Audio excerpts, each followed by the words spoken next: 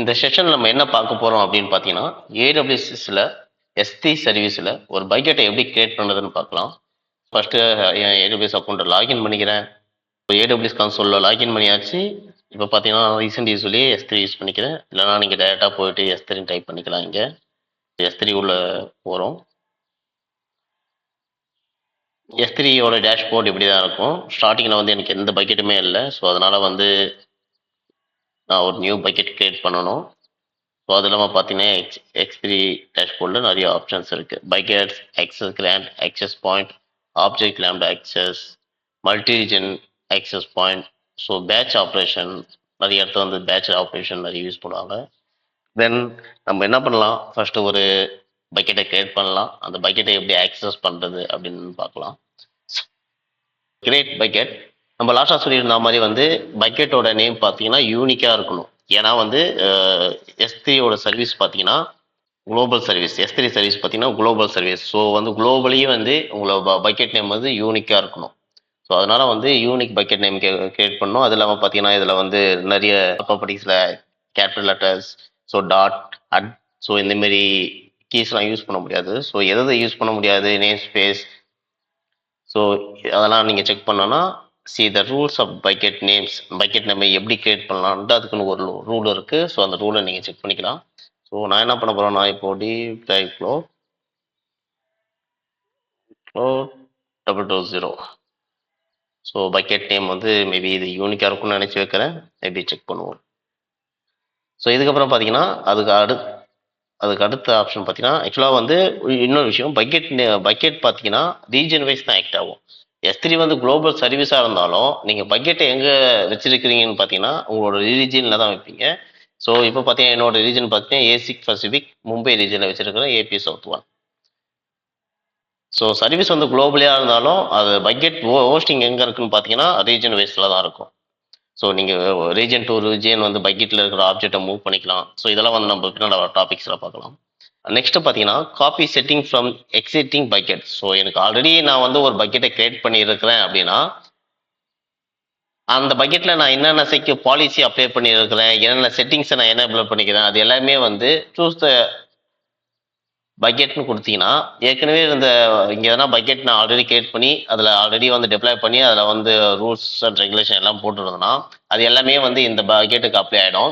நீங்கள் அதுக்கப்புறம் பார்த்தீங்கன்னா இந்த ஓனர்ஷிப் இது எல்லாமே நீங்கள் கீழே நீங்கள் இதுக்கப்புறம் பண்ண தேவையில்லை. ஏற்கனவே இருக்கிற பக்கெட்டோட பாலிசியை நீங்கள் அப்படியே அப்ளை பண்ணிக்கலாம். ஸோ அதுக்கு தான் இந்த ஆப்ஷன். இதுக்கப்புறம் பார்த்தீங்கன்னா ஆப்ஜெக்ட் ஓனர்ஷிப், இந்த நான் பப்ளிக்காக ஹோஸ்ட் பண்ணதுனால ஏசியில் நான் எனேபிள் பண்ணுறேன். ஸோ இதுக்கப்புறம் பார்த்தீங்கன்னா பிளாக், இதுதான் வந்து நம்மளுக்கு வந்து நம்மளோட பக்கெட் வந்து பப்ளிக்காக இருக்கணுமா இல்லை ப்ரைவேட்டாக இருக்கணுமா அப்படின்னு மென்ஷன் பண்ணுற இடமே இதுதான். So block public access setting from the buckets. So என் பக்கெட் வந்து பப்ளிக்காக இருக்கணுமா ப்ரைவேட்டாக இருக்கணுமான்றத இந்த இடத்துல இருக்கிற ஆப்ஷனை யூஸ் பண்ணி தான் நம்ம பண்ண முடியும். ஸோ டிஃபால்ட்டாக வந்து பக்கெட் வந்து ப்ரைவேட்டாக தான் இருக்கும். ஸோ அதனால் வந்து நான் இன்னைக்கு வந்து நான் டெஸ்டிங் பண்ணி பார்க்க போகிறேன். ஸோ பப்ளிக் ஆக்சஸ் நமக்கு வேணும் எனக்கு. ஸோ அதனால் இந்த செக் பாக்ஸை அன்செக் பண்ணுறேன். ஸோ அன்செக் பண்ணதுக்கப்புறம் பார்த்தீங்கன்னா நான் வந்து ஆத்தன்டிகேஷன் பண்ணணும். ஸோ இது வந்து பக்கெட் வந்து பப்ளிக்காக ஹோஸ்டிங் ஆகுது. ஸோ நான் தான் பண்ணுறேன்னு ஒரு அக்னாலஜ்மெண்ட் கொடுக்குறேன். ஸோ அதுக்கப்புறம் பார்த்தீங்கன்னா பக்கெட் வெர்ஷனிங். ஸோ பக்கெட் வெர்ஷனை பொறுத்தவரைலாம் உங்களுக்கு ஆல்ரெடி தெரியும் வெர்ஷன் என்னன்ட்டு. ஒரு வெர்ஷன்லேருந்து அதில் ஏதோ சின்ன மாடிஃபிகேஷன் பண்ணுறோம் இல்லை சம்திங் ஏதோ ஒன்று சேஞ்ச் பண்ணுறோம் அப்படின்னா அதுக்கு அடுத்தது பார்த்தீங்கன்னா இப்போ வெர்ஷன் 1னா அது வெர்ஷன் 2வாக இருக்கும். ஸோ நீங்கள் வந்து ரோல் பேக்கும் பண்ணிக்கலாம். ஸோ அந்தமாரி ஆப்ஷன் தான் பக்கெட்டோட வெர்ஷனிங் இருக்குது. ஸோ எனக்கு இப்போதைக்கு வெர்ஷனிங் தேவையில்லை. ஸோ அதனால் வெர்ஷனை டிசேபிள் பண்ணிக்கிறேன். டிசேபிளே இருக்கட்டும், ஆல்ரெடி டிசேபிளாக தான் இருக்குது. இப்போ பார்த்தீங்கன்னா என்கிரிப்ஷன் இருக்குது. ஸோ என் டேட்டா வந்து எந்த மாதிரி என்கிரிப்ஷன் பண்ணுறது ஆப்ஷன் இது. ஸோ இதெல்லாம் லேட்டராக நம்ம பார்த்துக்கலாம். இது தனி டாப்பிக்காக என்கிரிப்ஷன் பற்றி பார்க்கலாம். ஏன்னா என்கிரிப்ஷனில் சர்வர் லெவல் என்கிரிப்ஷன் இருக்குது, கிளைண்ட் லெவல் என்கிரிப்ஷன் இருக்குது. ஸோ இதை டீட்டெயிலாக பார்க்கணும். ஸோ பக்கெட் கீஸ், என்னோட பக்கெட்டோட கீ வந்து எனபிளாக இருக்குமா டிசேபிளாக இருக்குமா. ஸோ என்னோட டிஃபால்ட்டாகவே என் பக்கெட் கீ எனபிளாக தான் இருக்குது. ஸோ ஒன்றும் பிரச்சனை இல்லை. அதுக்கடுத்து பார்த்தீங்கன்னா இந்த அட்வான்ஸில் பார்த்தீங்கன்னா ஆப்ஜெக்ட் லாக்கிங். ஸோ என்னோட பக்கெட்டில் இருக்கிற ஒவ்வொரு ஆப்ஜெக்டை நான் வந்து லாக் பண்ணி வச்சுக்கலாம். ஸோ லாக் பண்ணால் அதை யாரையும் மாடிஃபை பண்ண முடியாது, ரீஎடிட் பண்ண முடியாது. ஸோ அதுக்காக தான் அந்த ஆப்ஜெக்ட் லாக்னு இருக்குது. ஸோ எனக்கு ஆப்ஜெக்ட் லாக் இப்போதைக்கு எனக்கு தேவையில்லை, ஏன்னா டெஸ்டிங் பர்பஸ் தான். ஸோ அதனால் நான் டிசேபிள் பண்ணிடுறேன். ஆல்ரெடி டிசேபிள் தான் இருக்குது. Create bucket. ஸோ என் நேம் வந்து யூனிக்காக இருக்குது, அதனால் எனக்கு ஒரு பக்கெட் கிரியேட் ஆகுது. ஸோ இப்போ பார்த்தீங்கன்னா டீப் டைவ் க்ளவுட் 220 வந்து எனக்கு ஒரு பக்கெட் கிரியேட் ஆகிடுச்சு. ஸோ இப்போ நான் என்ன பண்ண போகிறேன்னா, இது பார்த்தீங்கன்னா ஜஸ்ட் எம்டி பக்கெட்ஸ்.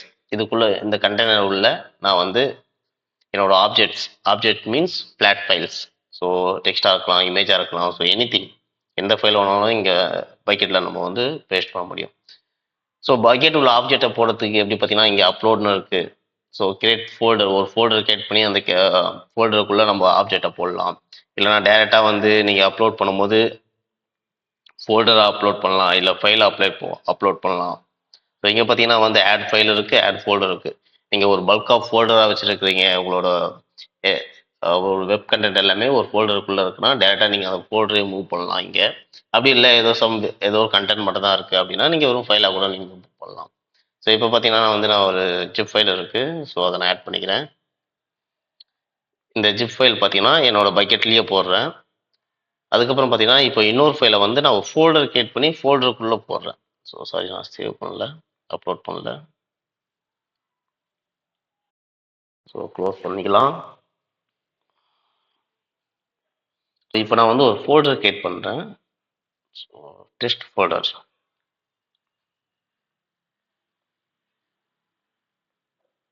இந்த ஃபோல்டர் என்கிரிப்ட் பண்ணமானது எனக்கு எந்த ஒரு என்கிரிப்ஷனும் தேவையில்லை. ஸோ இப்போ பார்த்தீங்கன்னா என் பக்கெட்டில் வந்து ஒரு ஃபோல்டர் இருக்குது, ஒரு ஜிப் ஃபைல் இருக்குது. ஸோ இப்போ நான் இந்த ஃபோல்டருக்குள்ளே ஒரு ஃபைல் போட போகிறேன். So upload. இப்போ பார்த்தீங்கன்னா இந்த ஃபோல்டரில் ஒரு ஃபைல் போடுறேன். லாஸ்ட்டாக நான் VPN யூஸ் பண்ணுறதுக்கான ஒரு டெமோ செக்ஷன் இருக்குது, ஸோ அதை போஸ்ட் பண்ணுறேன். ஸோ என்னோட பக்கெட்டுக்குள்ளே போயிடலாம். அந்த டேட்டா டெஸ்டினேஷன் வந்து என் பக்கெட். இப்போ வந்து நான் ஆல்ரெடி வந்து என்னோட பக்கெட்டை வந்து பப்ளிக்கே மாற்றிட்டேன். ஸோ என் பக்கெட்டில் இருக்கிற கண்டென்ட்லாம் பப்ளிக்காக ஹோஸ்ட் ஆகும் அப்படின்னு நினச்சி நான் என்ன பண்ண போகிறேன்னா என்னோட ஆப்ஜெக்ட்ஸை வந்து நான் வியூ பண்ணி பார்க்க போகிறேன். ஸோ இதுதான் என்னோட ஆப்ஜெக்ட். ஸோ இதை வந்து நான் என்ன பண்ணலான்னா இதோட URL S3 பக்கெட்டோட URL எப்படி இருக்கும் அப்படின்னு பார்த்தோன்னா இதான் அதோட structure. First of all HTTPS// இந்த டீப் டைவ் க்ளவுட் 220 எதை மீன் பண்ணுதுன்னா என்னோட பக்கெட்டை மீன் பண்ணுது. ஸோ S3 பார்த்தீங்கன்னா அதோட சர்வீஸ் அண்ட் API 1 அப்படின்னா சவுத் 1 அப்படின்னா இது வந்து பார்த்தீங்கன்னா என்னோட ரீஜனை மென்ஷன் பண்ணுது. அந்த Amazon.com ஆஃபீஷியலி அமேசானை மீன் பண்ணுது. ஸோ இதுக்கப்புறம் ஒரு ஸ்லாஷ்க்கு அப்புறம் இருக்கிற கண்டென்ட் வந்து பார்த்தீங்கன்னா என்னோட ஆப்ஜெக்டை மீன் பண்ணுது. ஸோ இதோட ஆப்ஜெக்ட் நேம் இதுதான் கீஸ். ஆல்ரெடி ஏற்கனவே ப்ரீவியஸில் பார்த்துருப்போம். AWSல வந்து ஆப்ஜெக்டோட கீஸ் பார்த்தீங்கன்னா அதோட நேமாக இருக்கும்ட்டு. ஸோ என்னோட ஆப்ஜெக்டோட நேம் தான் அதோட கீயாக இருக்குது. ஸோ டேரெக்டாக இந்த லிங்க்கை ஓப்பன் பண்ணுறேன். ஸோ இந்த லிங்க்கை ஓப்பன் பண்ணதுக்கப்புறம் இங்கே பார்த்தீங்கன்னா ஆக்சஸ் டினைட் இருக்குது. நான் வந்து என் பக்கெட்டை பப்ளிக்காக தான் மாற்றினேன். பட் ஏன் இங்கே ஆக்சஸ் டினைட் அப்படின்னு இருக்குன்னு பார்த்தீங்கன்னா நான் வந்து என்னோட பக்கெட்டை தான் பப்ளிக்காக மாற்றினேன், ஆனால் என்னோட ஆப்ஜெக்டை வந்து நான் பப்ளிக்காக பண்ணல. ஸோ என்ன ரீசன் அப்படின்னு பார்த்தீங்கன்னா வந்து நீங்கள் வந்து உங்கள் பக்கெட்டுக்குள்ளே மல்டிபிள் ஆப்ஜெக்ட்ஸ் வச்சுருப்பீங்க.